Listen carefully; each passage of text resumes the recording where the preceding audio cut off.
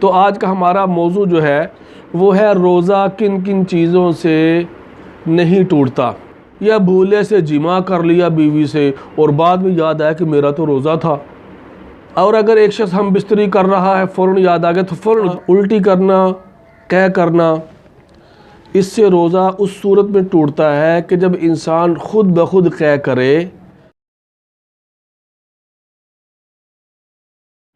بسم اللہ الرحمن الرحیم. ناظرین کرام، روزہ تاریخ سے معلوم ہوتا ہے کہ روزہ سب سے زیادہ قدیم عبادت ہے، پرانی عبادت، جو کہ پچھلی تمام امتوں پر فرض رہا.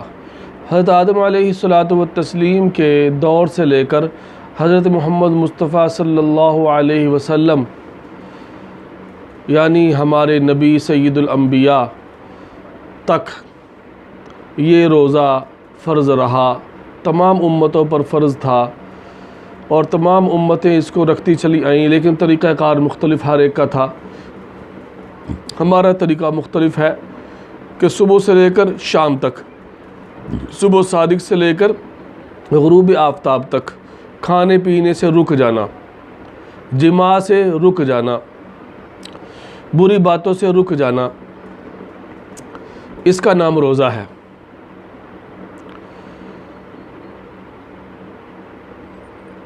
روزے کے مسائل کا معلوم کرنا یہ نہایت ضروری ہے، بلکہ ایک مسئلے کو معلوم کر لینا 1000 رکعات پڑھنے سے زیادہ بہتر ہے. ایک مسئلے کا معلوم کر لینا 1000 رکعات پڑھنے سے بہتر ہے. روزہ جہاں پر اللہ کے حکم کو پورا کرنا ہے، وہاں پر انسانی جسم کو بہت سے مہلک امراض سے بچانے کا ذریعہ بھی ہے. چنانچہ روزہ جو ہے یہ بہت ساری بیماریوں کو دور کرتا ہے. پیٹ کی بیماری کو، اسی طرح جسم کی بیماریوں کو، معدے کی بیماریوں کو دور کرتا ہے.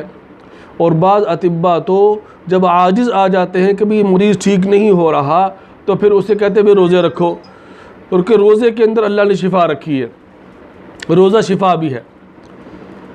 جس طرح حدیث پاک کے اندر ارشاد فرمایا کہ سورہ فاتحہ شفا ہے، اسی طرح روزہ بھی شفا ہے.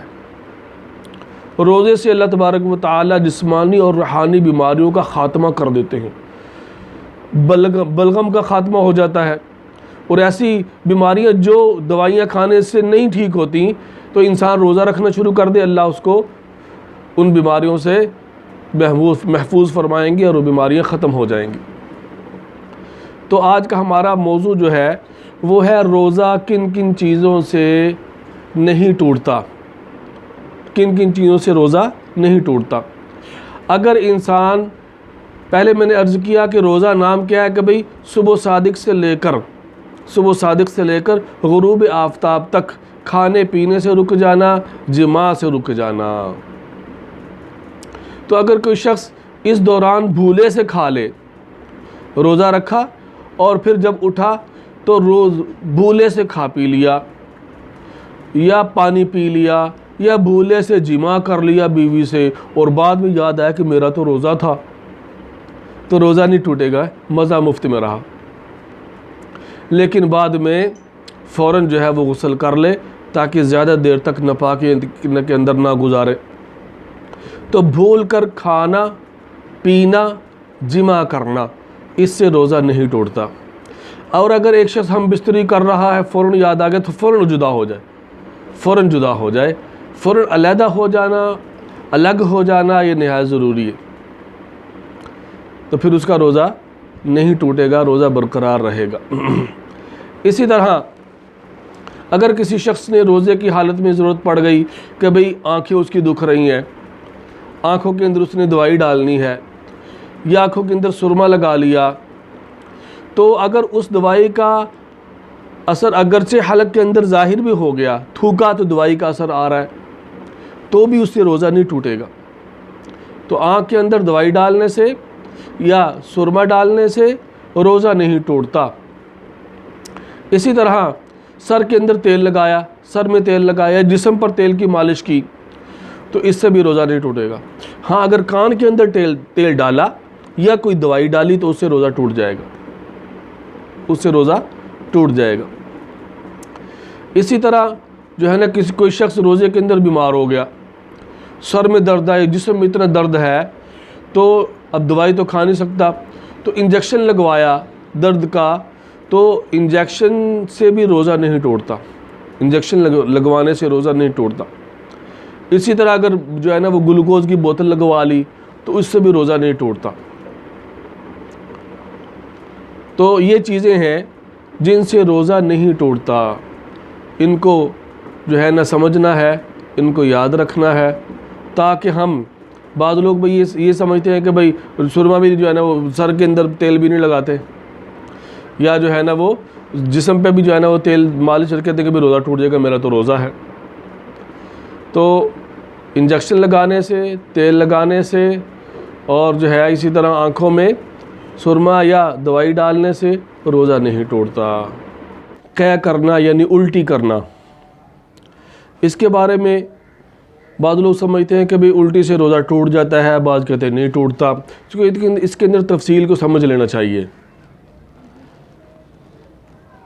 قے کرنا، الٹی کرنا، قے کرنا، اس سے روزہ اس صورت میں ٹوٹتا ہے کہ جب انسان خود بخود قے کرے، جان بوجھ کے قے کرے، یعنی دل میں تلا رہا اور اس نے اپنی جو ہے نا وہ انگلیاں حلق کے اندر ڈالی اور قے کی، اور قے بھی منہ بھر کر ہوئی۔ صرف ایک صورت ہے جس سے روزہ ٹوٹتا ہے اس صورت میں۔ تو اگر قے کی بلا اختیار اور خود بخود قے ہو گئی تو منہ بھر کر بھی ہوئی تو روزہ نہیں ٹوٹے گا۔ اسی طرح جو ہے نا وہ کسی نے خود بخود قے کی لیکن منہ بھر کر نہیں ہوئی، تھوڑی ہوئی، تو بھی روزہ نہیں ٹوٹے گا۔ تو جیسے سب سے پہلے میں نے بتایا کہ خود قے کی، جان بوجھ کر قے کی اور منہ بھر کر ہوئی تو روزہ ٹوٹے گا۔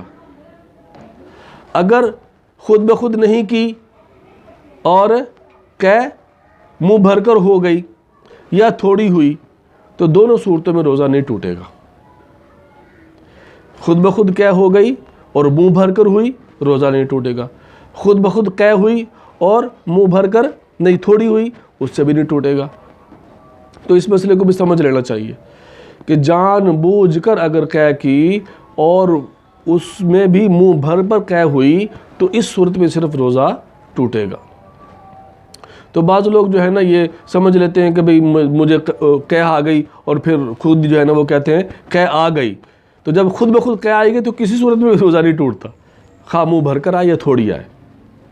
تو بعض لوگ سمجھ لیتے ہیں کہ اب روزہ ٹوٹ گیا تو کھاتے پیتے رہتے ہیں، تو روزہ اس سے نہیں ٹوٹتا، بلکہ بعد میں کھانے پینے سے روزہ ٹوٹ جائے گا۔ اگر کسی شخص نے یہ سمجھا کہ مجھے قے آ گئی ہے اور اس سے میرا روزہ ٹوٹ گیا، حالانکہ روزہ نہیں ٹوٹا تھا، تو اس نے سمجھا کہ اب میرا روزہ ٹوٹ گیا تو میں کھا پی لوں، تو وہ اس نے کھا پی لیا، تو اس کھانے پینے سے روزہ اب اس کا ٹوٹ گیا۔